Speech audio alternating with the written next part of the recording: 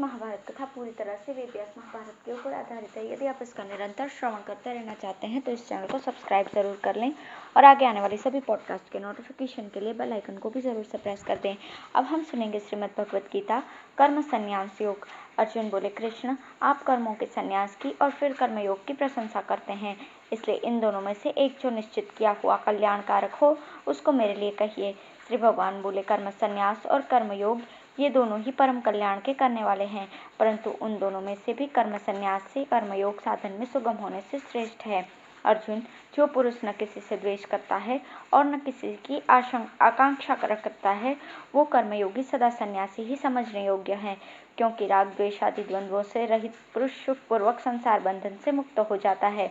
उपर्युक्त संन्यास और कर्मयोग को मुख्य लोग पृथक पृथक फल देने वाला कहते हैं, न कि पंडित जन, क्योंकि दोनों में से एक में भी सम्यक प्रकार से स्थित पुरुष दोनों फल रूप परमात्मा को प्राप्त होता है।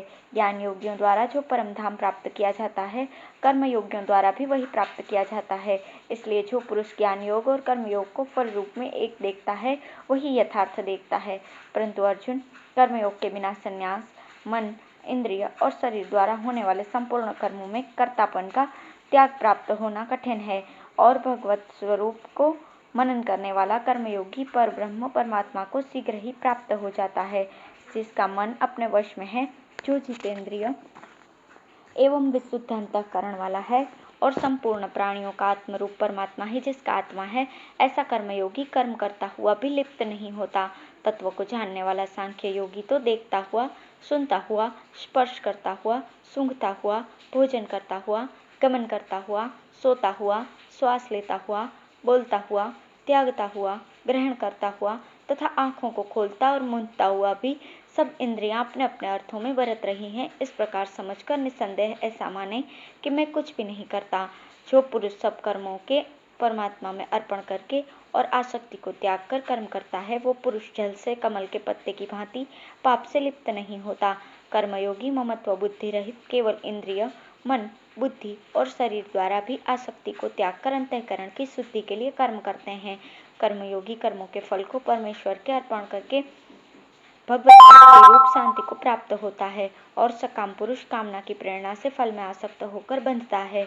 अंतःकरण जिसके वश में है, ऐसा सांख्य योग का आचरण करने वाला पुरुष न करता हुआ और न करवाता हुआ ही नव द्वारों वाले शरीर रूप में सब कर्मों को मन से त्याग कर आनंद पूर्वक सच्चिदानंद घन परमात्मा के स्वरूप में स्थित रहता है।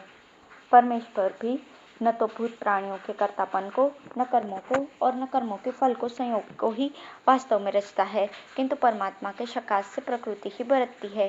सर्वव्यापी परमात्मा न किसी के पाप कर्म को और न किसी के शुभ कर्म को ही ग्रहण करता है। अज्ञान के द्वारा वह ज्ञान ढका हुआ है, उसी से सब जीव मोहित हो रहे हैं, परंतु जिनका वो ज्ञान परमात्मा के ज्ञान द्वारा नष्ट कर दिया गया है, उनका वो ज्ञान सूर्य के सदृश उस सच्चिदानंद घन परमात्मा को प्रकाशित कर देता है। जिनका मन तद्रूप है, जिनकी बुद्धि तद्रूप है और सच्चिदानंद घन परमात्मा में ही जिनकी निरंतर एक ही भाव से स्थिति है, ऐसे तत्परायण पुरुष ज्ञान के द्वारा पाप रहित होकर अनुपरा वृत्ति को प्राप्त होते हैं। वे ज्ञानी जन विद्या और विनय युक्त ब्रह्मा में गौ, हाथी, कुत्ते और चांडाल में भी समदर्शी ही होते हैं। जिनका मन समत्व भाव में स्थित है, उनके द्वारा इस जीवित अवस्था में ही संपूर्ण संसार जीत लिया गया है, क्योंकि सच्चिदानंद परमात्मा निर्दोष और क्षम है, इससे वे सच्चिदानंद परमात्मा में ही स्थित है।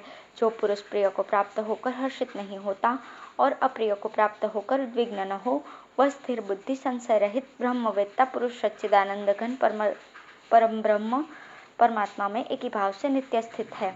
बाहर के विषयों में आसक्ति रहित अंतःकरण वाला साधक आत्मा में स्थित जो ध्यान जनित सात्विक आनंद है, उसको प्राप्त होता है। तदंतर वो सच्चिदानंद ब्रह्म परमात्मा के ध्यान रूप योग से अभिन्न भाव से स्थित पुरुष अक्षय आनंद का अनुभव करता है। जो ये इंद्रिय तथा विषयों के संयोग से उत्पन्न होने वाले सब भोग हैं, ये यद्यपि विषयी पुरुषों को सुख रूप भासते हैं, तो भी दुख के भी हेतु हैं और आदि अंत वाले हैं। इसलिए अर्जुन, बुद्धिमान विवेकी पुरुष उनमें नहीं रमता। जो साधक इस मनुष्य शरीर का नाश होने से पहले पहले ही काम क्रोध से उत्पन्न होने वाले वेग को सहन करने में समर्थ हो जाता है, वही पुरुष योगी है और वही सुखी है। जो पुरुष निश्चय पूर्वक अंतरात्मा में ही सुख वाला है, आत्मा में ही रमण करने वाला है तथा जो आत्मा में ही ज्ञान वाला है वो सच्चिदानंद घन पर ब्रह्म परमात्मा के साथ एक ही भाव को प्राप्त सांख्य योगी शांत पर ब्रह्म को प्राप्त होता है। जिनके सब पाप नष्ट हो गए हैं, जिनके सब संशय ज्ञान के द्वारा निवृत्त हो गए हैं, जो संपूर्ण प्राणियों के हित में रत हैं और जिनका मन निश्चल भाव से परमात्मा में स्थित है, वे ब्रह्मवेत्ता पुरुष शांत ब्रह्म को प्राप्त होते हैं। काम क्रोध से रहित जीते हुए चित्त वाले पर ब्रह्म परमात्मा का साक्षात्कार किए हुए ज्ञानी पुरुषों के लिए सब ओर से शांत पर ब्रह्म परमात्मा ही परिपूर्ण है। बाहर के विषय भोगों को न चिंतन करता हुआ बाहर ही निकालकर और नेत्रों की दृष्टि को भ्रुकुटी के बीच में स्थित करके तथा नासिका में विचरने वाले प्राण और अपान वायु को सम करके जिसकी इंद्रिया मन और बुद्धि जीती हुई है, ऐसा जो मोक्ष परायण मुनि इच्छा भय और क्रोध से रहित हो गया है वो सदा मुक्त ही है।